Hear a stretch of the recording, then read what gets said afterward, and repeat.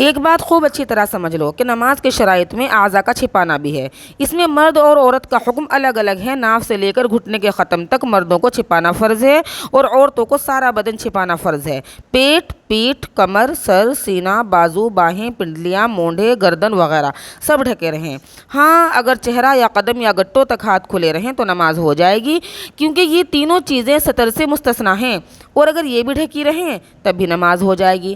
اور ایک بات اور سمجھ لینی چاہیے کہ باریک کپڑا پہننا نہ پہننا شرعاً برابر ہے، یعنی جس کپڑے سے بال اور کھال نظر آتے ہوں وہ کپڑا نہ پہننے کے حکم میں ہے اور اس سے ستر نہیں۔ آج کل عورتوں کو فیشن کا جوش ہے اور لباس شرعی تقاضے کے مطابق نہیں پہنتی ہیں بلکہ رواج کے مطابق چلتی ہیں۔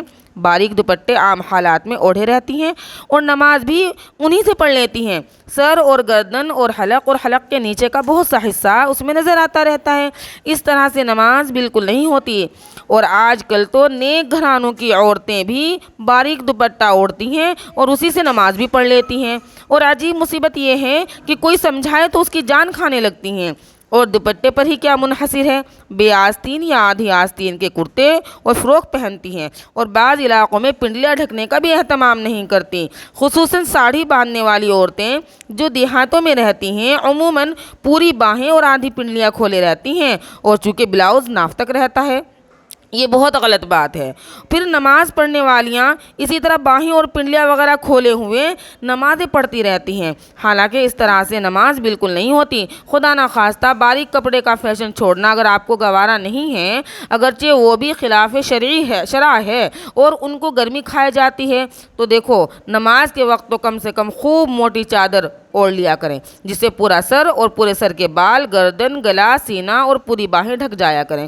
اس طرح نیچے کی جانب ٹخنوں سمیت پورا حصہ موٹے کپڑے سے ڈھانک لیا کریں۔ ناف کے نیچے والی جگہ کے ڈھانکنے کا اور ران اور پنڈلیاں موٹے کپڑے سے ڈھانکنے کا اہتمام کریں۔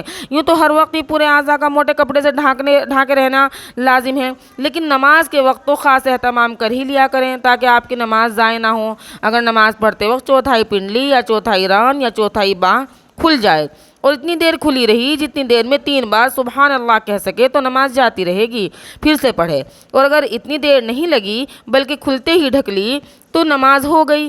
اسی طرح جتنے بدن کا ڈھانکنا واجب ہے اس میں سے جب کوئی چوتھائی عضو کھل جائے گا تو نماز نہ ہوگی، جیسے ایک کان کا چوتھائی یا چوتھائی سر یا چوتھائی بال یا چوتھائی پیٹ یا چوتھائی گردن، چوتھائی سینہ وغیرہ کھل جانے سے نماز نہ ہوگی، بشرطے کہ 3 بار سبحان اللہ کہنے کے بقدر یا اس سے زیادہ دیر تک چوتھائی حصہ کھلا رہے۔